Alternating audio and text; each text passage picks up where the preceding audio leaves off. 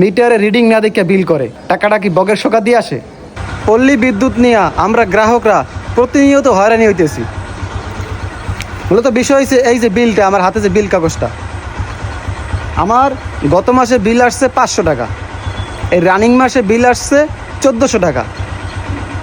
আবার বলতেছে পরের মাসে বিল নাকি আরও বেশি আসবে। তা আমি জিজ্ঞাসা করলাম, অফিসে এসে অভিযোগ করলাম, জিজ্ঞাসা করলাম যে এইটা কেন?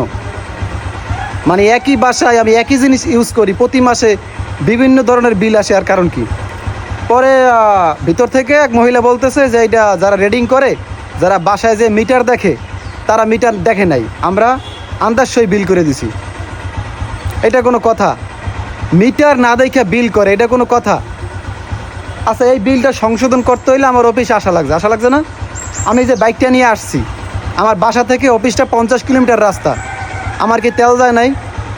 মিনিমাম 200 টাকার তেল গেছে, এই টাকাটা কে দিবে? আপনারা যে মিটারে রিডিং না দেখে বিল করেন, নিজেদের মনের মতো বিল করেন, ওই টাকাটা আবার আপনারা সংশোধন না করলে আপনারা বিল আবার জমা নিয়ে নেন, আবার 2 মাস লেট হলে লাইন কেটে দেন। মানে আমরা কি প্রতিনিয়ত আপনাদের কাছে এরকম হয়রানি হবো? এটার কোনো প্রতিকার নাই? কেটা করবে প্রতিবাদ? কেটা করবে? কেউ করবে না। সবাই আছে এখন বিভিন্ন দল নিয়ে, কে ক্ষমতা যাবে এই দল নিয়ে। দেশ কিন্তু সংশোধন হয়েছে বা সংস্কার হতে পারে হয়েছে, কিন্তু এই পল্লী বিদ্যুতের সংস্কার হলো না পর্যন্ত।